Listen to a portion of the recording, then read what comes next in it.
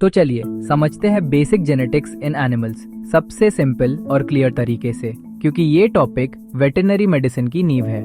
Genetics एक तेजी से बढ़ता हुआ फील्ड है, खासकर डॉग्स और कैट्स में, जहां मॉडर्न टूल्स जैसे DNA extraction, polymerase chain reaction, genome wide studies और सीक्वेंसिंग यूज होते हैं जेनेटिक डिजीजेस आइडेंटिफाई करने के लिए। पहले हमें कुछ इंपॉर्टेंट जेनेटिक टर्म समझने हैं।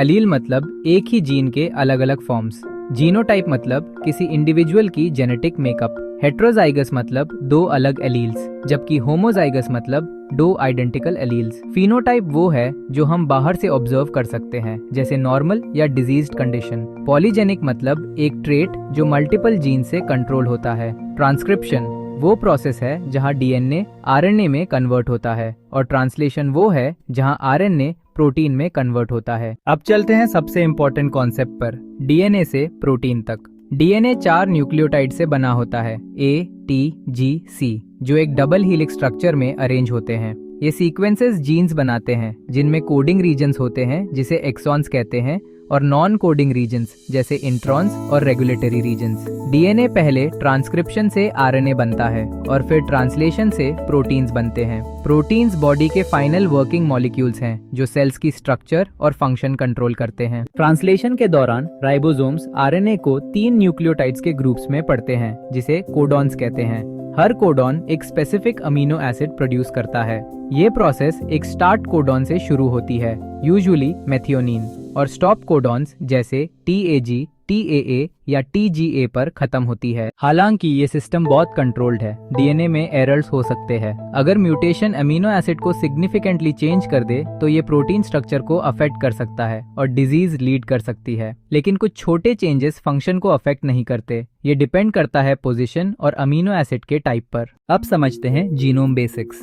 डॉग्स में 38 पेयर्स ऑफ ऑटोसोमल क्रोमोसोम्स होते हैं और 1 पेयर ऑफ सेक्स क्रोमोसोम्स, जबकि कैट्स में 18 पेयर्स ऑफ ऑटोसोमल क्रोमोसोम्स होते हैं और 1 pair of sex chromosomes. Feline chromosomes अलग तरीके से नाम किए जाते हैं, ए से एफ ग्रुप्स यूज करके। अब आता है सबसे important part, modes of inheritance. ये समझने में हेल्प करता है कि डिजीजेस पेरेंट्स से ऑफस्प्रिंग में कैसे पास होती हैं।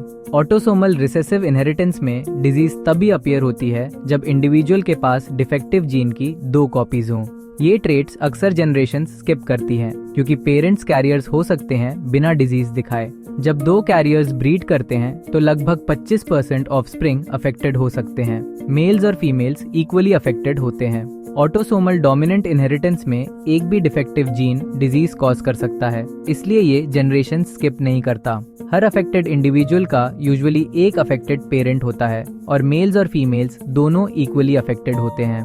एक्स लिंक्ड इनहेरिटेंस तब होती है जब जीन एक्स क्रोमोसोम पर होता है। मेल्स ज्यादा कॉमनली अफेक्टेड होते हैं क्योंकि उनके पास सिर्फ एक एक्स क्रोमोसोम होता है। फीमेल्स यूजुअली कैरियर्स की तरह काम करती हैं। अफेक्टेड मेल्स अपनी डिजीज अपने सन्स को पास नहीं कर सकते, लेकिन डॉटर्स को कैरियर्स के रूप में पास कर सकते हैं। पॉलीजेनिक ट्रेट्स में मल्टीपल जीन्स मिलकर काम करते हैं, जो इन्हें कॉम्प्लेक्स और प्रेडिक्ट करना मुश्किल बनाता है। इसका एक एग्जाम्पल है हिप डिस्प्लेजिया इन डॉग्स। और finally DNA evaluation. Modern veterinary medicine में genetic testing blood, hair, saliva या टिश्यू सैंपल से की जा सकती है। अलग अलग सैंपल्स अलग पर्पसेस के लिए यूज होते हैं, जैसे डिजीज डायग्नोसिस, पैटर्निटी टेस्टिंग या रिसर्च स्टडीज। तो कंक्लूजन में जेनेटिक्स हर चीज कंट्रोल करती है, स्ट्रक्चर से लेकर डिजीज तक, और डीएनए, प्रोटीन फॉर्मेशन और इनहेरिटेंस पैटर्न्स को समझना वेटरनरी प्रैक्टिस में डायग्नोसिस, ब्रीडिंग डिसीजंस और डिजीज प्रिवेंशन के लिए एसेंशियल है।